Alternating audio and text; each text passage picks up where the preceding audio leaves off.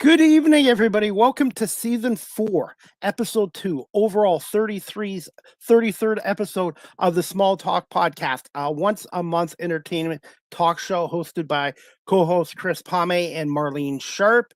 And we have guests from different careers and professions from around the world.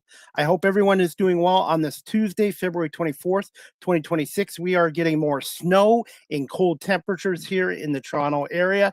And I'm just glad to be able to do this special edition tonight. Unfortunately, my regular co-host for the Small Talk podcast, Marlene Sharp, is under the weather with laryngitis. So I told Marlene to rest, save her voice for our episode in March as well. I hope everyone is doing well. And I'm looking forward to my guest co-host tonight, Kisha Reynolds, who is a certified clinical hypnotherapist out of the city of Philadelphia, or known as the Brotherly Love. And then we're going to have our special guest on in just about a minute and a half as well. So we're going to bring on the guest co-host, Kisha Reynolds, right now. Hello. Good evening, Kisha. How are you? Chris, how are you? Thank you for having me. You're very welcome. And we're getting more snow here in the Toronto area. How's Philadelphia taking handling the blizzard on the East Coast? Cold. I mean, no, it actually, I'm so sorry. I did not go out in it. So I looked at it from inside out my window and it was, piling up. So I'm not exactly, I know that it actually snowed. I did see it snow, but I have not set foot out and I have stayed inside. I love winter. I like the cold. I like the snow, and I like shoveling because it's good for my cardio. Oh my Shoveling snow God. is good exercise if you pace yourself. But It you will give also you a serious heart attack though. if you pace yourself and don't go crazy. I actually love shoveling snow. Chris, are you there?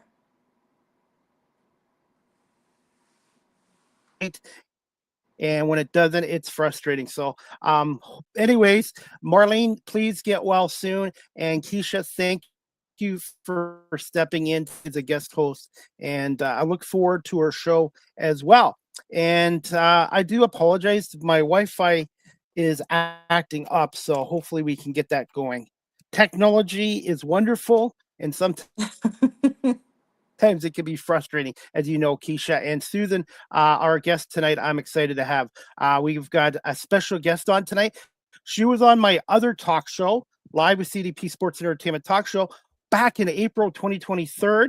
And I've been friends with this guest for Susan Ivy, and she is the host of America's Next Bikini Chef. She's an author, she's a producer, a host, she's a radio talk show host. She's pretty well done everything, and real estate agent or real estate realtor as well. So we're going to bring Susan on right now and talk about her latest going on. It's been a couple years since we've had Susan on here as well. So we're going to bring on Susan right now after this applause. Hello, Hi. Susan. How are you? Hi, Susan. Hi. Hi. So, Chris, I cannot believe it's been 3 years since I was on your show. What a wild ride it's been. And also, we've been following one another in social media for over a decade. And Yep. I'm just going to let you know, you still don't know the pronunciation of my last name. It's Irby, but so many people say that. Irby. I know, but it's Okay. hilarious because so many people call me Ivy, Irving, like Irby. So I'm not the only one. I'm not the only one then? you're Okay, I do apologize. not the only one. It happens all the time.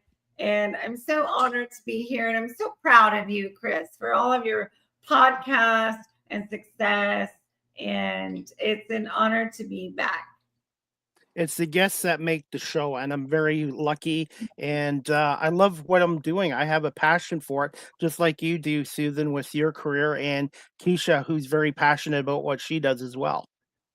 Yes. And Kisha, I don't really know you, but I feel like we're in total alignment already. Go ahead, Kisha. I do feel that way too. Yes, I'm out of Philadelphia. I'm a clinical hypnotherapist, and also a foodie. So I can't wait to hear you talk about it, because I know that you are a chef. I myself have I have a travel business and a tourist business called Drink That Eat This Tours, and Eat This Travels by Keisha. And that's one of my other facets that I have, Chris, outside of 3-2 and Deep Sleep Hypnotherapy.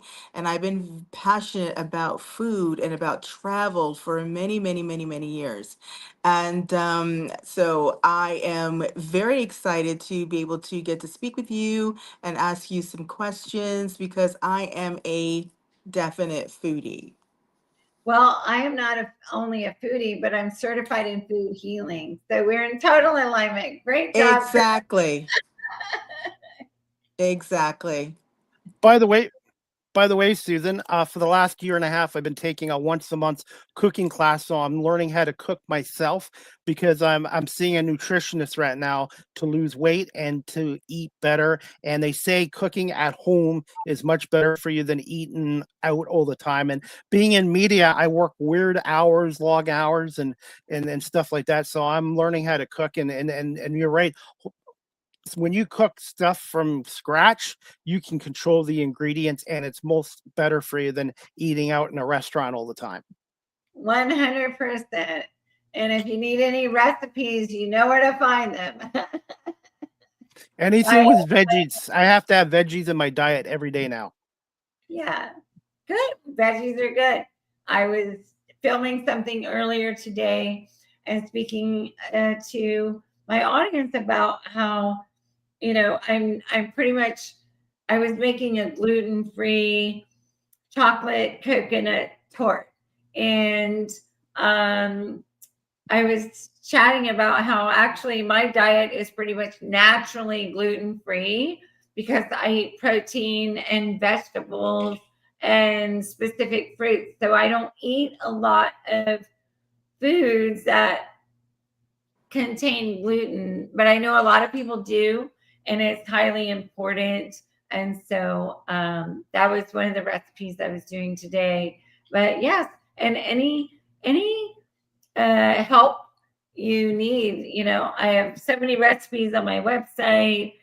I've written over probably well over 3,500 health and wellness recipes, and helped millions of families around the world, and people improve their health. So I have a kitchen makeover program that is highly specialized, individualized for each person. It's a very in-depth program helping people achieve their personal goals, whether it's health related or they just want to have more energy, whatever their goals are. If they have a health condition or want to lose weight, whatever it is, the kitchen, everything health related begins in the kitchen.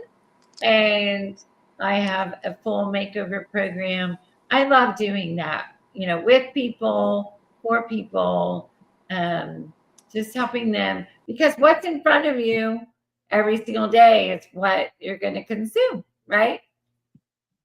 I find the older I get, the more I shrink in height, but my waistline is growing. So I wanna shrink, but I wanna shrink in a healthy way. And I'm right now, my goal is to lose a couple pounds at a time. Yeah. I don't want to try to lose 50 pounds. I want to keep those small and reasonable. And I've lost weight before, Susan, but I went back into my bad habits. And I think it's losing the weight to me is not the hard part. I think for me, in my case, is maintaining the weight loss. Don't feel alone in your endeavors, Chris. Maintaining it. I don't use the word struggle, but I'm just saying it's a constant awareness that we all have. So don't feel alone. Don't feel it's just you. Know that everyone um, processes and has day-to-day activities that interfere with our diets, whether it's what we drink or eat, our exercise. It's something that everyone goes through. And the most important thing is to remember those foods, nutrients that make you feel your best, where you feel your best, and to go back to those and be kind to yourself. Be kind. That's So something I'm working on. I'm working on that. I'm very hard on myself. a lot of us are. A lot of us are very hard on ourselves, and you have to remember to be kind. And if you had some hiccups, yesterday, God woke you up today, and you have a fresh start. So you can choose to make Amen. Absolutely. today. Yeah.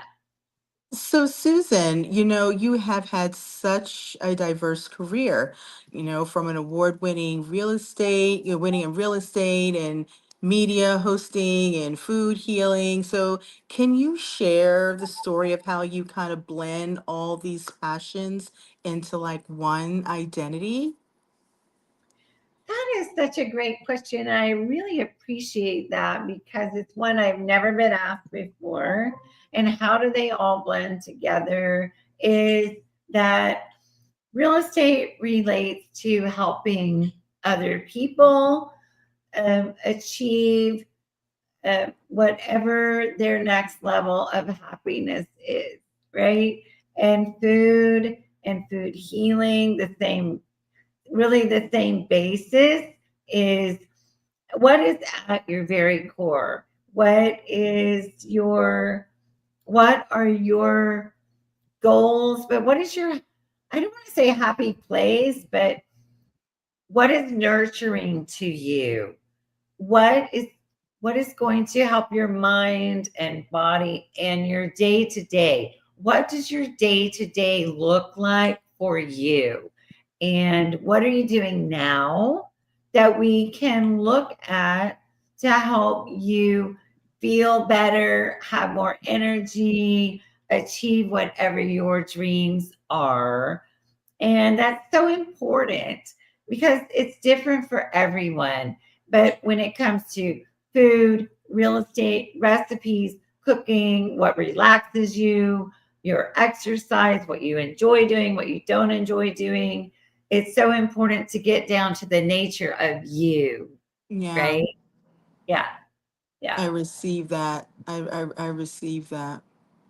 And I feel that, we all know it's different for everyone, but what brings me joy is when I can meet you, meet Chris, meet the people that are watching or may watch in the future. I do feel that based on my personal life experiences, my education, it's not just the accolades, but it's, I really want to deep dive with individuals on what their core needs are and what value I can bring to them. Yeah. Mm, I love Susan, that. what are your thoughts on this term microwave society? Everything nowadays has to be kind of microwaved. Everything has to be quick. Do you find more and more people are not cooking at home anymore and they're eating out more than ever before? You know what? That's a great question, Chris. And actually, I feel people are wanting to engage more in cooking at home.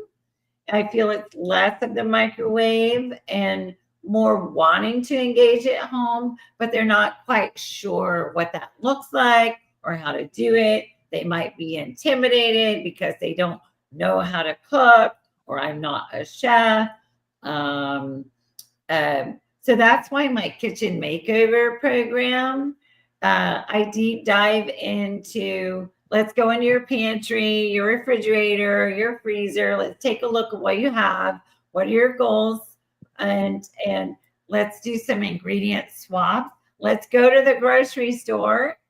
It sounds so simple, but most people don't know how to shop at the grocery store, right? You get sucked in the outer aisles or the produce, but the inner aisles where all those processed packaged foods are, and they're easy. It's convenience, right? It's convenience. Yep. But you can have convenience at home. So I feel it's really about education and just knowing, but also being fearless. And it sounds so simple, but going to the grocery store and thinking outside of the box and knowing what to buy can be very intimidating. The kitchen can be very intimidating. Even for me, I've been filming a lot of recipes these past couple of days. And you know what? I had an oat coconut crust that was a total flop, but yet I turned it into a new recipe because you have to be fearless, right? You have to be fearless with new ideas, a new approach to your health, your food, and I'm a walking testimonial to that, right? Sign me up because been there, done that. And that I feel that that's why I love helping people so much, is because I know, I understand what they're going through, and I understand what they're experiencing, and I can help. I can help.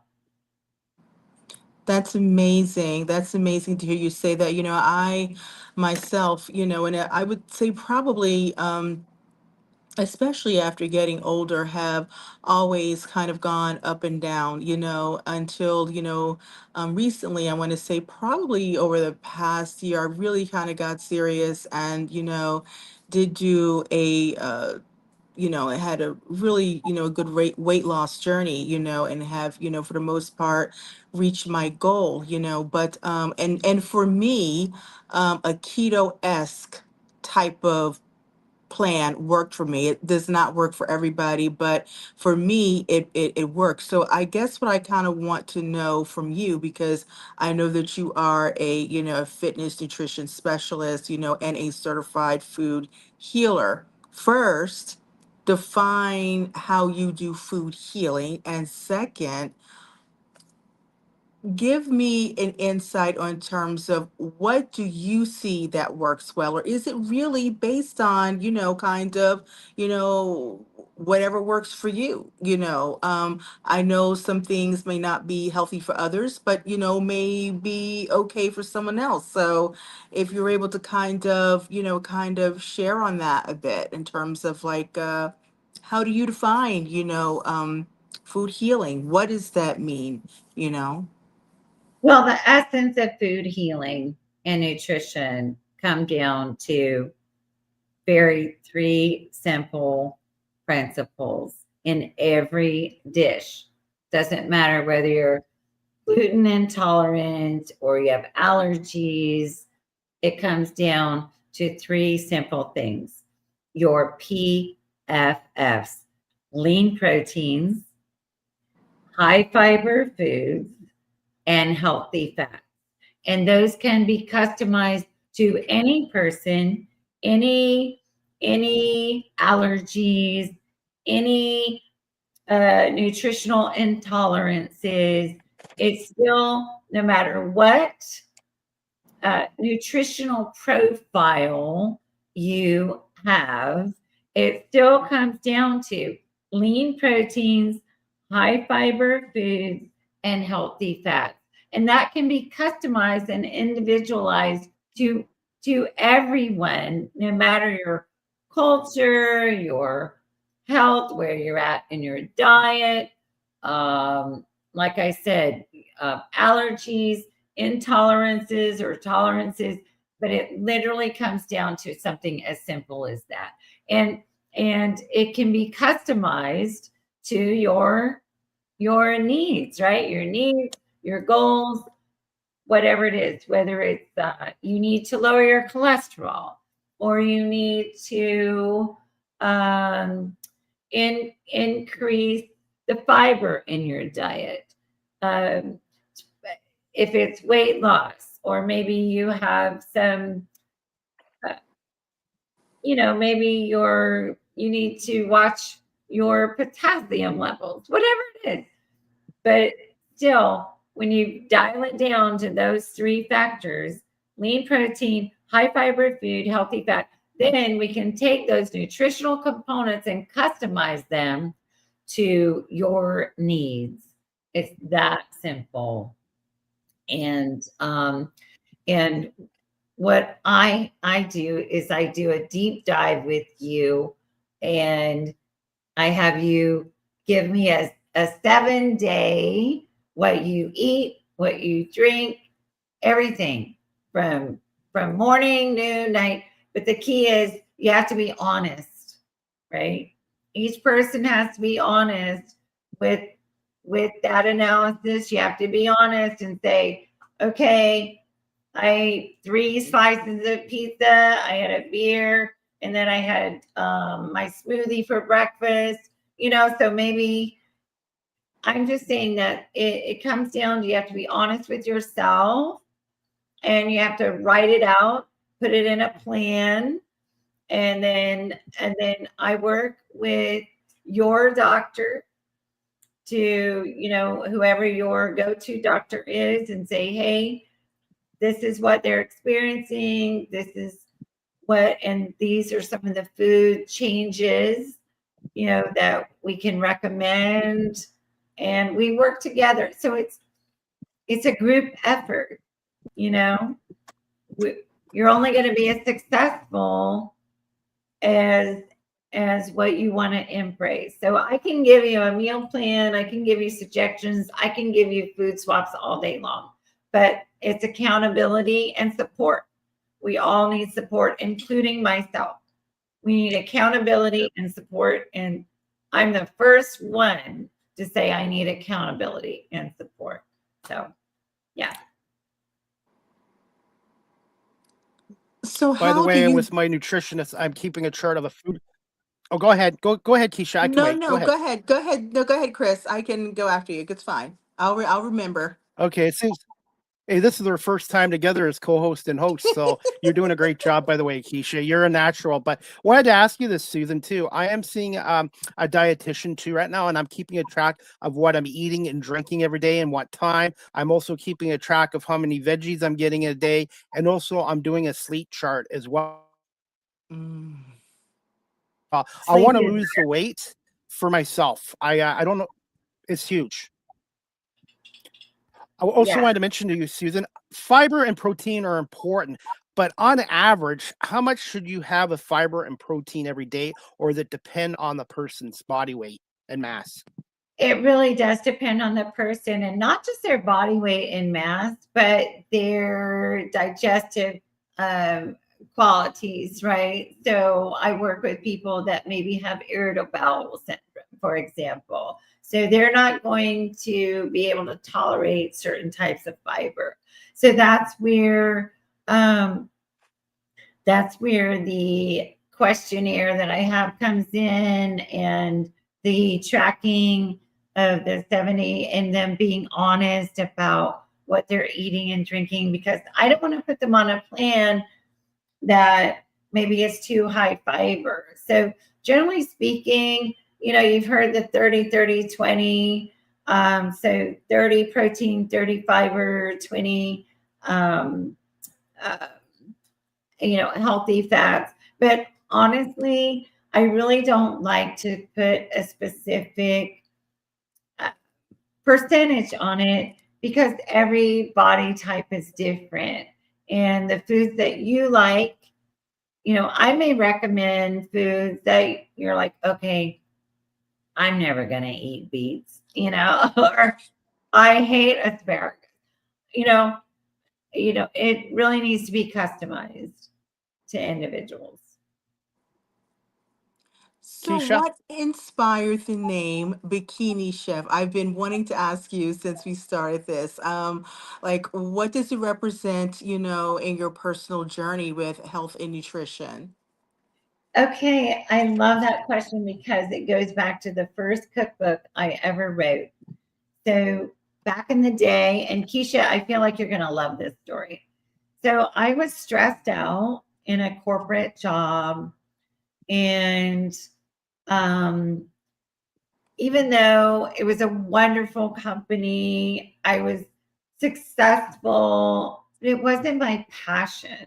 So I would come home in the evenings and I would just go in the kitchen and cook. It was relaxing, it made me happy, and I would make up recipes and I would screw up. I was doing like a meat pounder that had the spikes on it to do this turkey recipe I wanted to do, but I didn't know you should use the flat end and I didn't know you should cover it. So I had like raw turkey. Like it was disgusting, right? I was making so many mistakes. But cooking was my passion. And I thought, well, I'm stressed out, but I know how to write and I know how to cook. So I will write a cookbook. So 25 years ago, I self-published Cooking with Susan, Southern Family Favorites. And people think all Southern recipes are all just fried and fattening, and a lot of them are. And I was born and raised in the South, but my mom was a culinary arts and nutrition major. So she taught me and our family that a colorful plate is a healthy plate.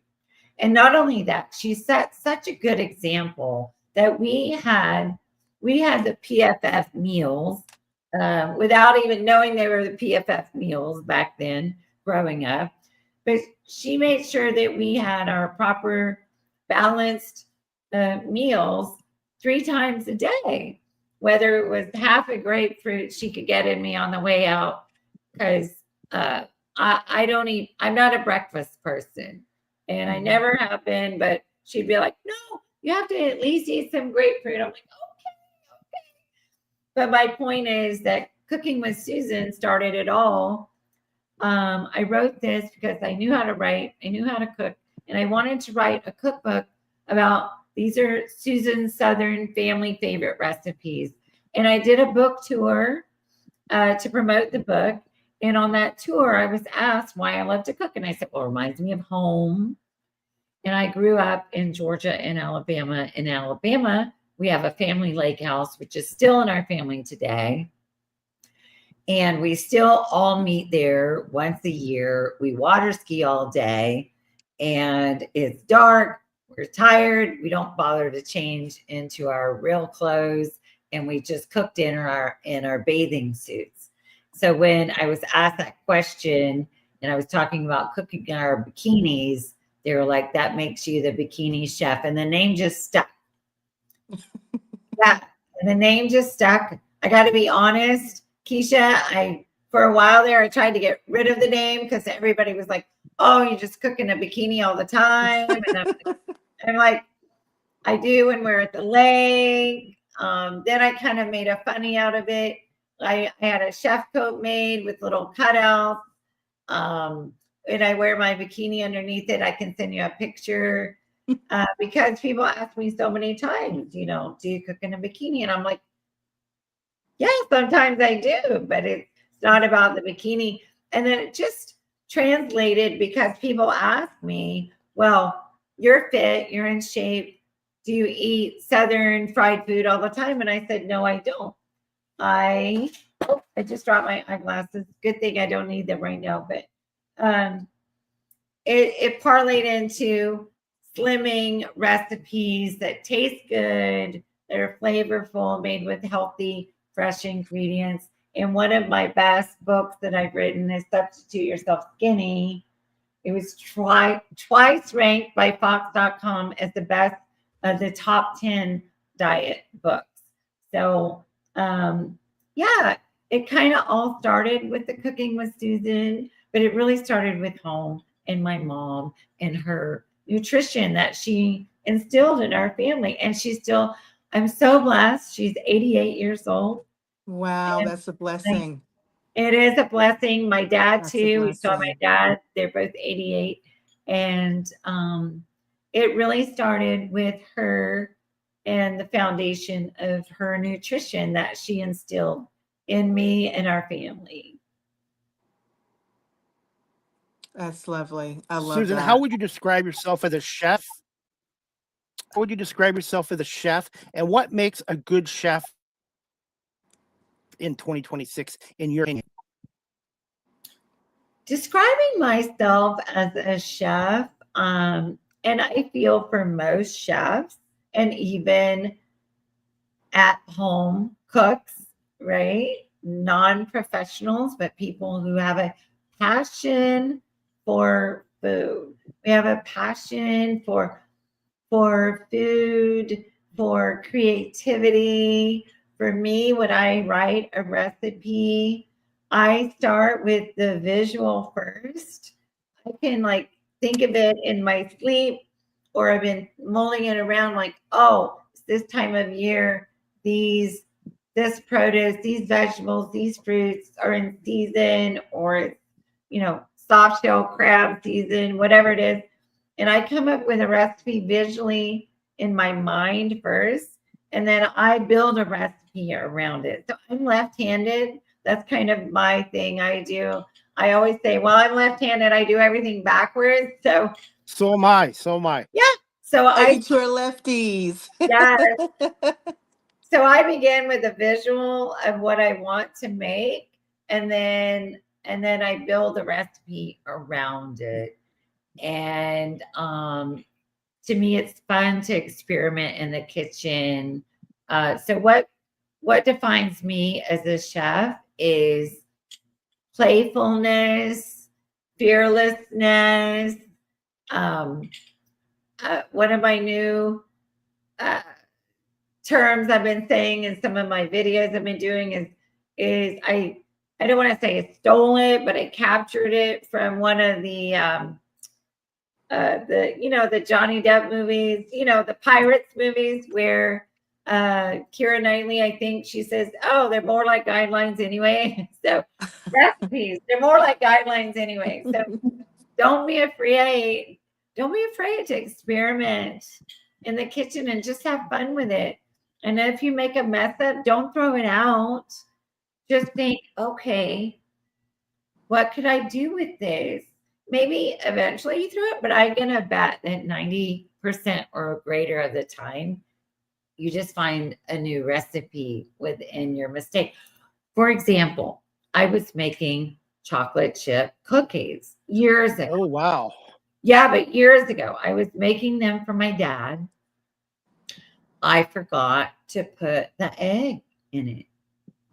Well, I added in molasses by accident. Like I just thought, I think some molasses would be. I came up with an entirely new chocolate chip cookie recipe. It's incredible. And that's how new recipes are made. So the second part of your question was, I feel you said chefs going into what makes a good chef in 2026, in your opinion? I feel that a good chef isn't defined by a year. It's defined by their life experience, what they've learned, what their passion is, what drives them to want to be a chef in the first place, what ingredients they love the most. They can define their own technique. Maybe they can study other chefs from the past. From maybe you hear a lot when you listen to multiple chef interviews. Sorry about that. You'll hear a lot. I learned this from my grandmother. My mother used to make this. Something about their heritage in their life. So, what defines a great chef is what comes out of their heart and onto the plate. I like that. So, Susan, I'm just going to pivot just for a little bit. So, in addition to being, bikini chef, you also have an illustrious career when it comes to TV and radio hosting. So, that said, what do you love most about connecting with audiences through media? I always wanted to be a reporter. Great question. Oh, okay. And the reason why I wanted to be a reporter was because I love doing the deep dive into getting to know people. I would have been a lifestyle reporter. I could have been a news reporter out on the street, in the snow. I would have done it.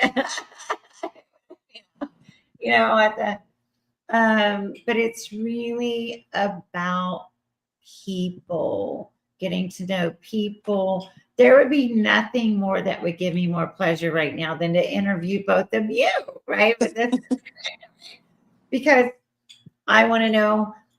Okay, so relating to food, my grandfather, he was a professional boxer. And also, when my father was born, he decided to leave the boxing profession and move the family to a small town in Alabama. And he became a writer and an editor, but he was also had a love of food. And so the story goes, when I was as young as 2 years old, he would take me into any restaurant, no matter the size or whatever, to meet the chefs. He was probably wanting the chefs maybe to meet me because I was a baby, but it really, obviously, it took heart in my soul to where I love going.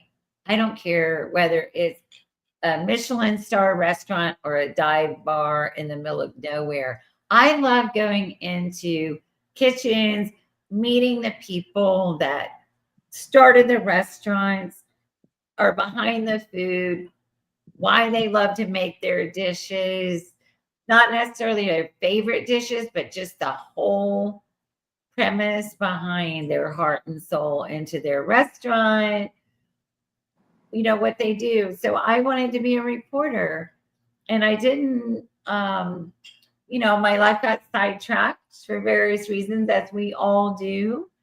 But that passion for writing and food and reporting has always stayed with me. I think from my grandfather, my dad's dad.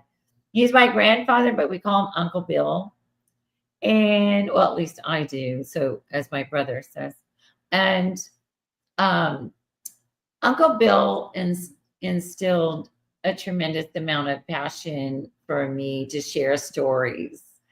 And that's what I love doing today. So when I went into producing my radio program, the Bikini Lifestyle Show, where we wine, dine, and work out, and we were on PBS TV, and what I want to do now with my next television shows with America's Next Bikini Chef, and I want to do a reality show based on the kitchen makeover, going into people's homes and helping them fulfill their health and wellness dreams through let's make over their kitchen. But it's really all comes down to the people sharing their stories, enhancing their lives. And I really might cry right now because that's my Aww. Susan, I wanted to ask you this too. I've only transitioned into a new career into radio media 6 years ago, but do you feel the radio industry is going to keep shrinking? And just thoughts on AI now as well. When it comes to AI, I feel that AI definitely has its place in the world. Is the AI ever going to fully take over real life? No way. And the good Lord above will not allow that to happen. The good Lord created heavens and the earth, the moon and the stars, and he created people. And there's no way that he is going to allow people, the human nature that he created, to become obsolete. So that's first of all. Does AI have a place? It does. I intentionally don't use a lot of that because I don't want to be a clone, right? Some days I'm really busy and maybe I feel like, oh, I need two of me, right? But no. So radio, I feel quite honestly that radio is going to see a resurgence. Really? Okay.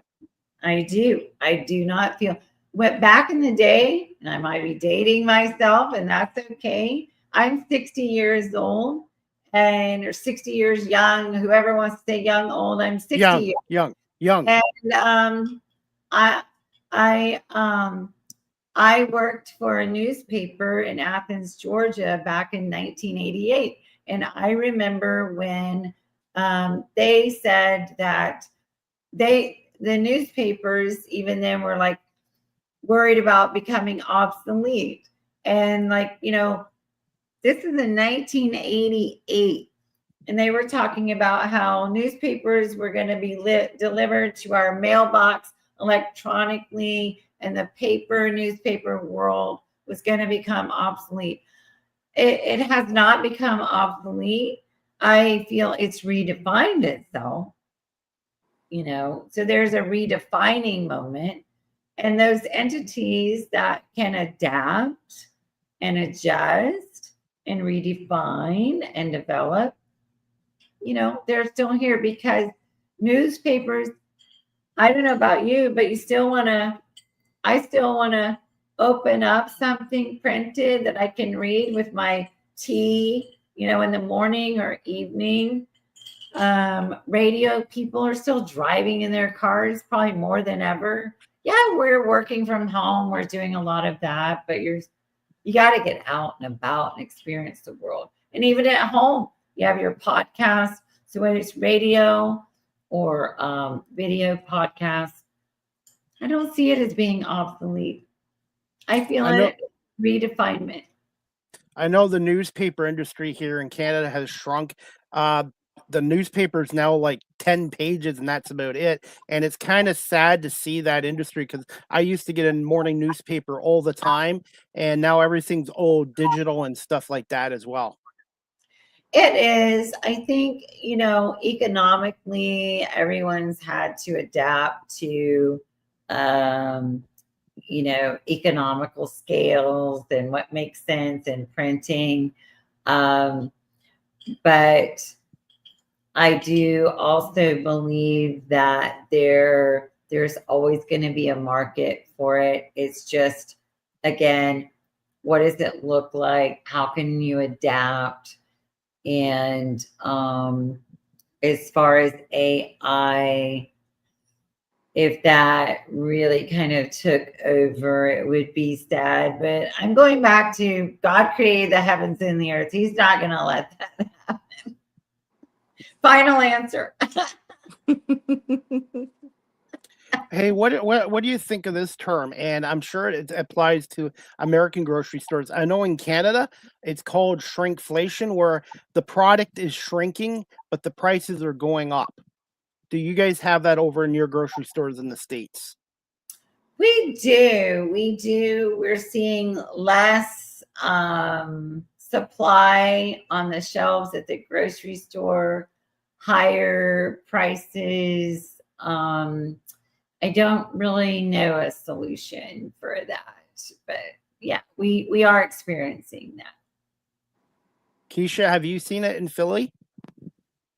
Yes, I definitely see where, prices are going up. I was actually just speaking with someone yesterday, and it was a grocery store that is up the street from where I live. And it used to be more economically, sound, but now it is, pretty much the same as, some of the other ones. So, but yet you're not getting as much, but yet the cost is rising. So I am seeing that here. Yes. Susan, are you still good for a few more minutes and a couple more questions from Kisha I and was, myself? yeah, I was just about to say I'm gonna have to run pretty soon, but Okay. I want to yeah, get to the main question. yeah, Just tell us about the Taste Awards and your yeah, new TV program. Please tell us about all that and the yeah. awards. Thank you. So these are some of the Taste Awards I've won previously. It's such an honor to be a part of the Taste Awards. Um, Previously for the Bikini Lifestyle Show, I won for producing and hosting and photography. Upcoming, which the awards are March 7th, I'm nominated in 3 categories. One is Best Health and Fitness Program, Best Pilot, and Best Multi-Camera Production for America's Next Bikini Chef. And this Awesome. is Congratulations. so, I don't know if you can see the logo or not, A but little bit of it. Yes, a little yeah. bit of it. So it's maybe Billy, you want to come help me with with the banner? So Give Billy some airtime. Get Billy some airtime. I know, yeah. So That's impressive. That's good job. I yeah, love that. next bikini shop, That is great. and I have thank you, honey. And yeah, so America's Next Bikini Chef is I am the bikini chef. And as we discussed, and you've known me a long time, Chris, but it's all about figure flattering flavors and your PFFs. But it's time to expand the PFFs across the United States, across the globe. And how we Canada do too. that is find the next bikini chef. So it's going to be a competition Love that. that involves 3 layers of competition. So making a dish that is PFF compliant, demonstrating a fitness activity, whether it's walking your dog or Pilates or being marathon runner, whatever it is. And then answering the question, what does the bikini chef mean to you? How would you represent, your community if you were the bikini chef? And it's very important, I feel, to have this positive, helpful, active lifestyle impact on our local communities, on our families, and that will trickle down into schools and the next generation. So I'm very excited and honored to be nominated. Please, please send me lots of love and well wishes for the Taste Awards on March 7th here in Beverly Hills. Absolutely. Susan, if I may ask you just one more question before you leave. Your message combines, health and confidence, resilience, and reinvention. So, what's one piece of encouragement that you would want every listener to take away today? Be kind to yourself. We're all so tough on ourselves. So be Yeah. kind to yourself and make a conscious decision to take one small step toward whether it's food related or meditation, centering yourself, whatever it is, just take one positive step each morning. Start your day with some small step towards being kind to yourself, your mind, your soul, your body, and others. Well Susan, we're gonna said. have to Thank you, Susan. I wanted to say as we wrap this up with you, Susan, you have an open invite to come back on my main show or this show again, because I would like to talk to you a little more about your TV show and even real estate as well. Okay, Chris, it's always an honor. I appreciate it so much. Nice to meet you, Kisha. Thank You you, as well. everyone. Where And where can our audience again follow you on social media and your website? We'll promote that before you go. you can always find me at The Bikini Chef, and my website is thebikinishef.com. Well, I want to say on behalf of Kisha and myself, thank you so much for giving us more than 30 minutes. And we'll hopefully have you back soon. And we won't wait 3 more years to have you back on again. I know.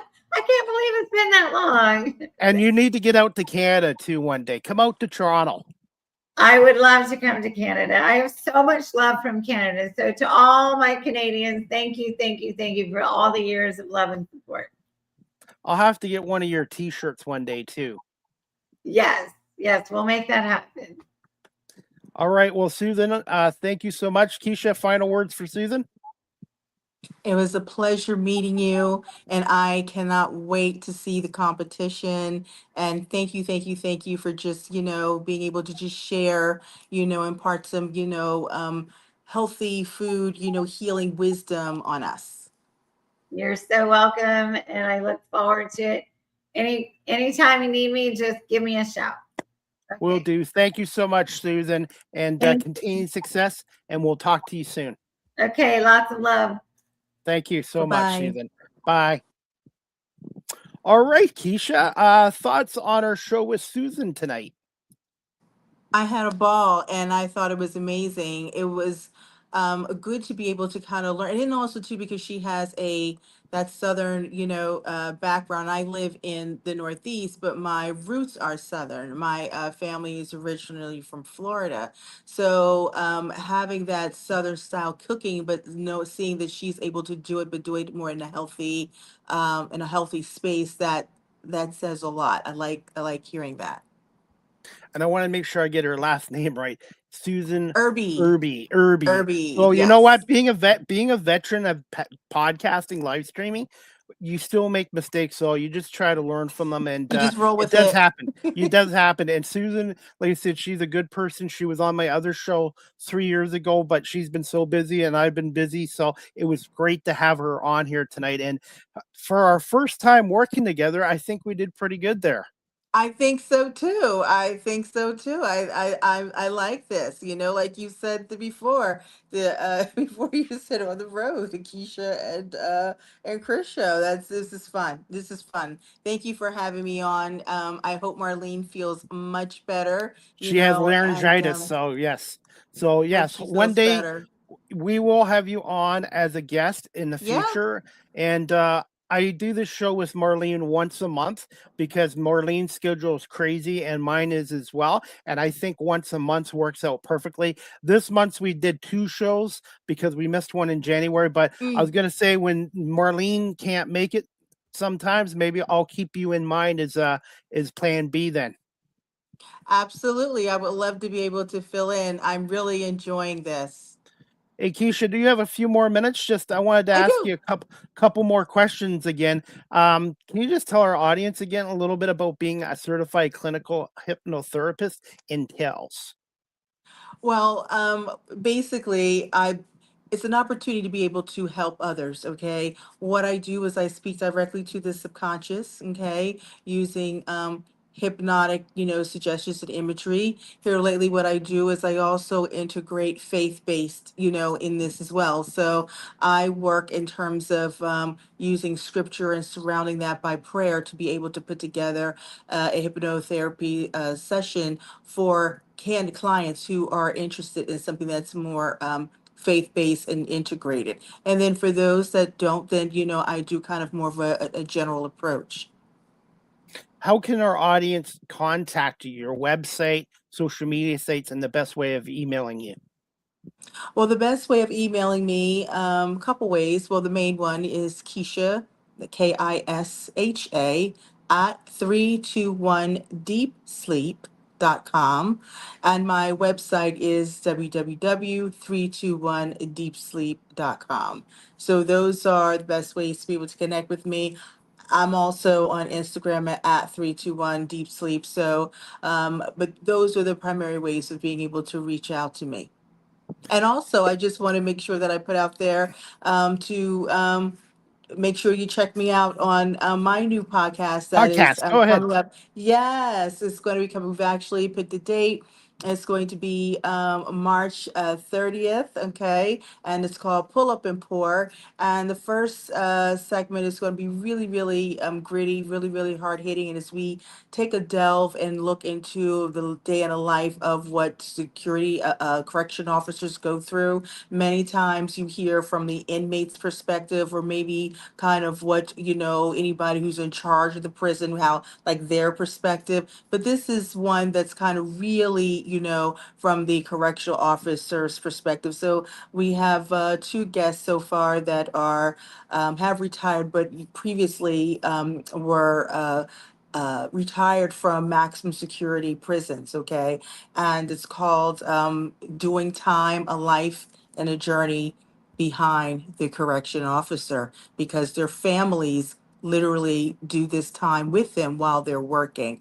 And it can, and not for nothing, it also can be quite dangerous too. So, we go into that. I also have a licensed clinical therapist who specializes in trauma, named Eddie, who is actually going to be on there with us. She's going to be our resident clinical psychologist on the show. And we are really going to kind of just delve into what happens to, the psyche, how that affects you when it comes to trauma, especially since this is something where people have retired. So they put in, 20, 25, maybe 30 years on the job, and what that looks like. So it's going to be pretty, hard hitting, and just, really, really good. I'm excited about it. So, as we say, just come on over, pull up and pour, and be ready to share. By the way, Keisha, about 2 years ago, I had a former corrections officer that was on my show, and she went from a former corrections officer to being a stand-up comedian. So I'm definitely going to have to tune into that show March Yeah. 30th. Is it going to be a once a week show? It is going to be a once a week show. Okay. We're looking to have it air at 6 p.m. on Mondays. So, every Monday. Mondays at 6, and you're going to have guests on once a I week? am. Yes. Okay. And where can our audience find this show on these platforms? Well, right now we are still, or I should say, I am still putting that together, but I should have everything kind of up and running and kind of, putting information out within the next week to 10 days. And perhaps one day in the future, you can have me on as a guest. Oh, I absolutely will, Chris. You have an open The, ra- invitation. the ratings might be low, though. I doubt it. You come on and we could co-host on Pull Up and Pour. Absolutely. And you are a natural, and you will be very successful with podcasting. And if I can give you any advice or any tips or information I can share with you, I'd like to do that with you as well. Oh, I appreciate that. And thank you so much for the compliment. Thank you so much. And thank you for having me. By the way, as we wrap this show up, quick, the last time I had you on my show, I never asked you how you became a career coach, and what are some of the biggest challenges these days for people for looking for careers and jobs from your experience? Well, I came to be that because I had a long career in terms of an HR as a recruiter. And so as a recruiter, I went through and saw like thousands of resumes, over my career. Okay. So that is what caused me to kind of go into being able to do that. And especially when it came to doing interviewing and things of that sort. So I would say, pretty much now, I mean, AI is just all over the place. I mean, you even have it where AIs, they, pretty much do the resumes, when it comes to even looking at resumes, recruiters still look at resumes, but they do have it where AIs are actually able to kind of do the first portion of it, or doing the screening. So the one thing that I would say is, do your deep dive, okay? Take a look at the company, look at the position description and see kind of where you are able to stand out, okay? Because you have a lot of people that are clamoring for the same, type of roles, and it really does almost come down to, I hate to say it, almost kind of like, it's, like SEO, it's the word. So it's kind of like whatever words that they pick up, okay, in terms of with the algorithm, then they are the ones that, are able to kind of get selected. So I would say also just being able to diversify yourself, okay? Learn new skills. Don't be afraid to learn new skills, okay? And utilize those skills. And you know what? Don't be afraid. I know most people, they kind of want to go, continuously, obviously go up in pay and all that. But it's, sometimes it's not a bad idea to take a step to be able to learn another role, that this is no harm in that. In fact, that's a way of being able to diversify yourself so that then you do have other options, have other skills. Do you find that the economy and job market is shrinking these days? I don't necessarily say that it's shrinking, but I do feel that you do have to do more and to make yourself more marketable. Like I said, educating yourself, if you see where something is a little stale, perhaps, getting that certification and networking, okay, because a certification is a certification is a certification, but if you don't know how to network and put yourself out there in front of people, you're just a person with another certification under his or her belt. So learning how to do that. And if you don't know how to do that, come to me and I'll help you do that through hypnotherapy. Speaking of cover letter resumes, I've had mine done the last couple of times by professionals. Haven't been too happy with it. So maybe one day I can send you my cover letter resume and you maybe have a quick look at it and see what it needs to be done to fix it. Sure, I'd love to. I can definitely, kind of give you some pointers. Absolutely. Absolutely, because it's huge now. And I was born in the 70s, and I remember my first job. We had to go door to door, wear nice clothes, take a resume or application, and you go there with the application, fill out the application. Somebody would shake your hand, they would ask you, and you'd have the job less than 24 hours. Later, it is so much. I think it's much more difficult now to be job searching than ever before, just Oh, because of absolutely. technology, in my opinion. Oh, I do believe that, but that's why I said, in terms of diversifying your portfolio. I mean, financial advisors tell you to do that all the time in terms of with your investments. Participants. It's the same thing when you are looking, for a role, diversifying, jobs. I think one of the things that I see, or jobs that are kind of like in manufacturing, where people are in jobs where they are more labor intensive jobs, and bringing, AI on board, that they're able to then, utilize and do more, and don't need as many employees, that's what I see, that's happening. So again, it's, getting out there and learning other skills and, getting involved in learning those, skill sets like, okay, like plumbing and becoming electrician and Trades. things like Trades. that, that do trades, exactly, that are they don't go out of style. Like they're not. You mean like because you're always going to need somebody who's going to be able to who needs to be able to be a plumber, okay? And a person has to be able to do that, now I do know in terms of with electrical work, you have different things that, but I do feel by and large you're still going to need somebody to come out there to do this, so learning trades, I think it's that's, definitely a key there. I know it's my show. I'm not just a talk show host. I'm the producer, content creator. I edit video. I digital market Yes, wear myself. many I hats, I many wear hats. not just this hat. And by the way, I have a big head. By the way, literally a big head. I thought your heads get smaller when you get older. Oh my God. I try to be funny. That's why I'm not in comedy. So, before we wrap this up, wanted to ask you this: how did you come up with the name for your recruiting firm, Mind Hire Collective?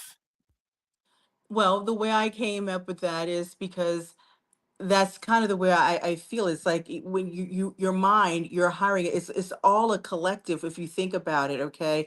From the resume to the meeting of the hiring manager, it's all collective. And like I said, that agency is not just an agency. I really do put emphasis on helping the client or the candidate who is looking, because many times when you come from other roles and other positions, you do come with your own bit of trauma. They have what they call like big T's and little T. So, not saying that it may not be, as big of a trauma as somebody that has CPTSD, TSD, CP, yes, getting a little tongue tied there.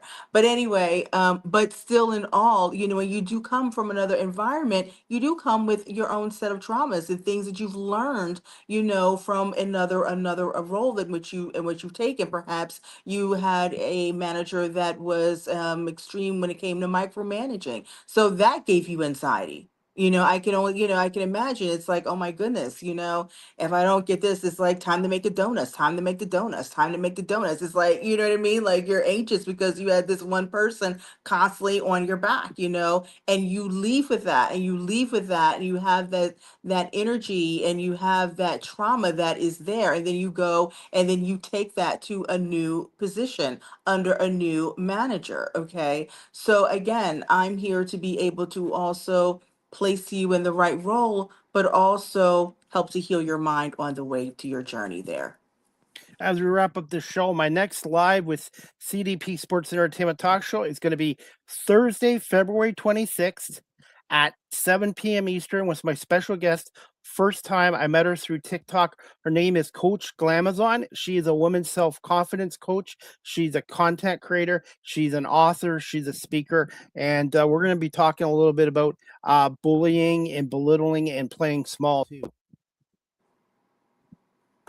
I can't wait to watch that one. I can't wait to watch that one, Chris. And I will have to connect you with her. She is a natural on camera, and her content, a lot of people besides myself can relate to it. And that's how I attracted myself to you, is through your content as well.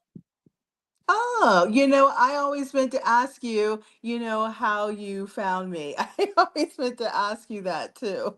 Through your content and social media, you hear the negatives, and there are a lot of negatives with the political nonsense and all that. Yeah. But if you use it the right way, it can help you. And it's really helped me with my media career, because I've met people like Susan and yourself and a lot of guests and networking and even friendships from this. So if you use social media, the internet, the right way, it can be a good tool. Yeah, absolutely right. I second that 100%. Now, as we wrap this show up, do you have a question for me, the host, before we wrap this up? Well, you know what? It's not so much, I guess, as a question. Well, you know what? What's next for you? I mean, you're already doing this. Where do you see yourself next, Chris? I want to either get onto a traditional radio station, or if that doesn't work out, I want to continue to build this brand, build my brand, build this show, continue to get high quality guests, and continue to get media opportunities from leagues like the National Football League and other professional sports leagues. I really love doing this. And the best part of this show is communicating and connecting with my guests, their stories, their careers, their successes, their setbacks, and good storytelling. And I just love doing what I'm doing. And Susan's right. Age is just a number. Oh, absolutely. I'm here for it. Yeah, absolutely. Finally, Kisha, where can our audience follow you on your social media, your website, and the best way of contacting you? And if you want to plug your podcast in one more time before we wrap this up. Sure. The name of the podcast is called Pull Up and Pour. I'm still working through getting all of the socials and all of that put together, but it's called Pull Up and Pour. We are going to drop and go debut live March 30th at 6 p.m. And it will be out on social media, live with YouTube, Facebook, Instagram, iHeartRadio, some of the other ones out there. I just have to kind of get everything plugged into place with that.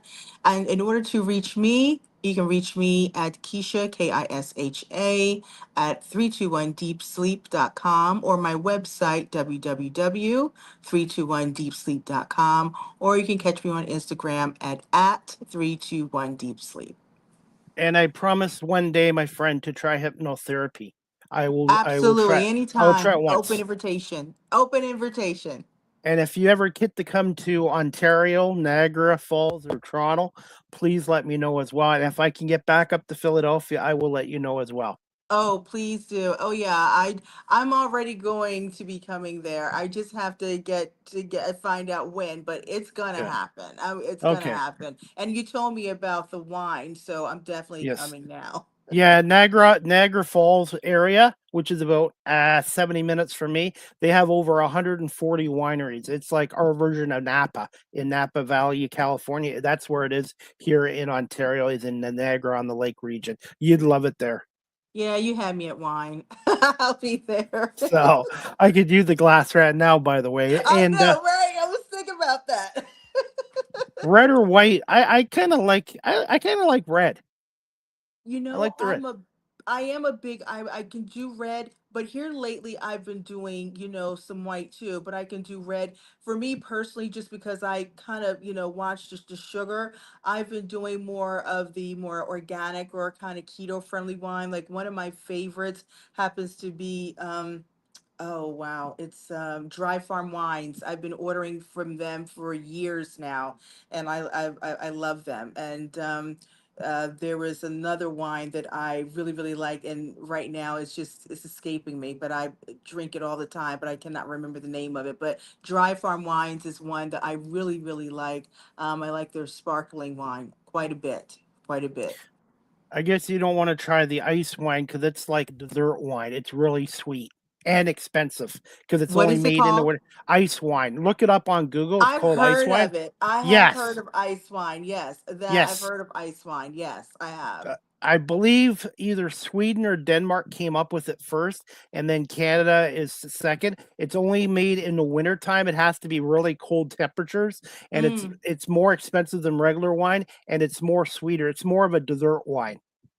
Oh, super sweet. Is it kind of like what is that one? It's very sweet. It's not a Riesling. It's like a Moscato type sweet. Yes, and it's a little more expensive than the regular wine, but it's kind of a tradition here in the wintertime to have ice wine. Okay. Okay. So, Well, you know what? so I may not be able to drink the whole thing, but I'll take a couple sips. I mean, it's all about living life and adventures, right? So, and I want to also say thank you for being a guest co-host tonight, Marlene Sharp, who's been my partner on here on the Small Talk podcast for the last 2.5 years, was under the weather today. So get well, Marlene, and Keisha. You did a yes. great job Thank co-hosting. you. Our first time hosting a show together, and I think we did Yes. okay. I think we did I think okay. we did. I think we did more than okay. I think we did absolutely fabulous. I had a wonderful time.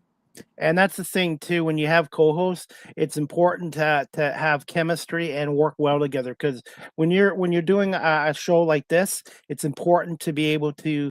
You gotta learn to be. I've done my solo show for what 6 years, and I love doing my solo show, but I like doing the co-hosting show as well. And it's just it's nice to have somebody else on as well, and it makes for good. It makes for a good talk show storytelling. I agree. I agree. This is actually my first co-hosting episode, and hope to be able to co-host some more. This was fun. This is fun, and I'm also using this more so as my way of also being able to, I guess, practice, if you will, for my upcoming debut of my solo posting. So, And yeah. thank you for that. And by the way, StreamYard now has some new sounds. They have an applause sign, a drum roll. I have a boo one. I have one I can use a boo sound button on. One for bounce, one for gong, and one for laugh audience. And I'll play the boo one from you since you're from Oh, please Philadelphia. do. When are you using your brew? When do you use that, Chris? Like, when are you using the boo sound? Not very often, but this one I use a lot. And that is for Susan, and that is for you. And I hope you can keep in touch with Susan. She's a really good human being as well. So, like I said, Susan Ivy was great. Susan Irby was great coming on here tonight. And Kisha, I want to say thank you so much here. And I'm so excited about your new podcast show. March 30th isn't that far away. And you will have me as a new subscriber, and I will be tuning into your first show. Thank you. Thank you. Thank you. Thank you very much, Chris. I got to do this before I leave too. Okay. And that is it, Kisha.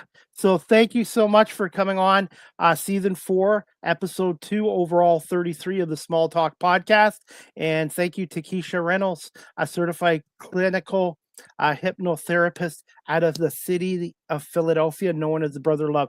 Kisha, have a great night. Give me a little bit of time and I will send you the video, the Sounds audio, great. and some reels and clips as well. I probably won't get Okay. to bed till about 2:00, but that's time consuming, but I love doing it. Thank you so much, Kisha. Absolutely. Okay. Bye-bye, everyone. Thanks. All right, everyone, that wraps up a special edition of the Small Talk podcast. This was our second episode here in February. Unfortunately, my regular co-host Marlene Sharp was under the weather tonight, and Marlene couldn't join us. So thank you to Kisha Reynolds, a certified clinical hypnotherapist out of Philadelphia, for filling in as a special guest host. And thank you to our guest, Susan Irby, for coming on as well. She is the host of America's Next Bikini Chef TV show, and she's a real estate agent. She's an author. She's a producer. She does a lot of many different hats as well. So thank you to Susan and Kisha for tonight's episode. And Marlene Sharp will be back for season 4, episode 3 at the end of March. We will let you guys know ahead of time when our March episode will take place, usually the end of the month. So probably the last week of March, Marlena and I will be back, and we will have more great guests and great shows as well. And I want to say thank you to everyone watching this show tonight, the Small Talk podcast, hosted by Chris Pame and Kisha Reynolds tonight with Susan Irby. Thank you for watching on Facebook, LinkedIn, YouTube, Twitch, Twitter, X, and Instagram. And the Small Talk podcast is a monthly entertainment talk show, and it is also on audio platforms such as Apple Podcasts, Spotify, iHeartRadio, Amazon Music, Good Pods, and wherever podcasts are available as well. And if you have a unique career and story and you'd like to share it on the Small Talk podcast with Chris Pame or Marlene Sharp, the co-host of this show, you can email me at cpame19@gmail.com. And if you're a business and you really enjoy the Small Talk podcast, you would like to advertise on here, you can also email me at cpame19@gmail.com as well. Really enjoy doing this show once a month with Marlene Sharp, and then tonight with Kisha Reynolds as well. Before we wrap up the show, guys, I'm just going to play a little 3-minute clip from Susan Irby's YouTube channel, and we're going to play it right now just to show you guys a little more about her new TV show. So just bear with me as we wrap this up. 1 second. This is from Susan Irby's American Next Bikini Chef pilot, and I'm just going to play a couple minutes of it. Traditional cooking shows, you're stirring this, you're chopping that. Oh, it smells so good. We are not your traditional cooking show. I don't know of any other cooking competition show where women are going to be cooking in bikinis. It's a healthier approach to food, demonstrating their active lifestyle, and expressing what the bikini chef means to them. There's no other show like it. I'm from Miami. Of course I got what it takes to win this competition. You see how spicy I am? You already know I come with all the flavors. In Miami, we get the flour and the bread. I got more where that come from. All right, I got more where that come from. I got more of that. All right, so we cannot wait to taste your dish. Dude, I can't wait to make it. So you're going to present it to us. We're going to serve it up and we're going to taste it. We're going to try it. Thank you all for choosing Bill Haggis Kitchen where love comes from the fingertips. We truly appreciate your support. Your favorite thing to cook in the kitchen? Where's My your favorite passion? thing is to cook is the hamburgers. I'm gonna keep it simple and comfy and cozy. It's cheeseburgers. I can make fried chicken. I can make pork chops. I can even make lamb. Call it whatever you want. Is oh my gosh, nice and tender, delicious flavor mixes that goes in. Will never go wrong. Always invite me out to the barbecue. Well, Miss Chocolate Velvet, all right. I want to know what inspires your style of cooking. My grandmother, just the excitement of how she made people feel as far as when they came over after church and they came out, my grandma made smothered pork chops, smothered liver, white rice, pound cake, upside down coconut cake, and just to see how it just made everybody feel gathered and love and unity and family. I do the same thing, so that keeps me going and see my kids just enjoy it too, and to know that the family is always going to be at the table. That's what drives me. You said all the right things. It's not just a culinary competition. She's going to be representing the brand. She's representing the lifestyle that I have been promoting and living for 25 years. Why burger? Because it's simple, but it's delicate. But I think the big trend now is eating healthy, eating right, and really caring about your body, what you're putting into it. And a lot of people don't know how to either season it right to make it flow through the cooking process of it, or some people just don't know how to cook it properly. And if you know how to, you gotta know with burgers, you gotta know how to do it perfectly, whether it's on the stovetop or on the grill or even on the ice cream truck. I'm gonna wow these judges with all my personality and spunk. What do you do to keep a healthy lifestyle and that balance? Salads, soups, fasting, fruits. Fasting. I love that. That's important. Regardless of how much you eat or how less you eat, it's about how you allow your body to intake. I like that answer. You get more brownie points. I searched the globe for a diverse blend of experts. Let's meet the team. I wanted either spicier or less spicy. I'm going to be a little tough. I'm extremely honest. When it comes to food, I want to be able to enjoy everything. I want to have like a lot of flavor. I don't want it to be bland. That clip was courtesy of Susan Irby's YouTube channel, and please check out her new TV show, America's Next Bikini Chef. This was just a pilot, and I want to say thank you again to Susan Irby for coming on. She is a friend of mine. I've known her on social media for over 10 years, and this was her second appearance on my show. The first time with Live with C-DBT back in April of 2023, and then tonight here on the Small Talk podcast. And I want to say thank you again to Susan, Kisha Reynolds, who was my guest co-host tonight, and thank you to Marlene Sharp, and I hope Marlene really gets better really soon. Marlene is a really good person, and I really enjoy doing the show with Marlene Sharp once a month here as well. And again, remember, season 4, episode 3 will take place sometime probably the last month of March as well. So please also remember to follow me and Marlene on the Small Talk podcast Facebook page. Please request to come on, and Marlene or myself, we are the administrators. We will accept you if you want to come on to the Small Talk podcast Facebook page. And again, if you have a unique story or career and you'd like to share it here on the Small Talk podcast, you can contact Marlene or myself as well. I hope everybody has a great night. And again, my next Live with C-DBT Sports Entertainment Talk Show, Thursday, February 26th, 7 p.m. Eastern, with my special guest, first appearance, Coach Glamazon. She's a woman's self-confidence coach. She's a digital content creator, and she's a speaker as well. Have a great night, everybody, and thanks for watching and listening to the Small Talk podcast with myself, Marlene Sharp, and tonight's special guest host, Kisha Reynolds. Thank you so much, everybody. We'll see you back here in March for another edition of the Small Talk podcast.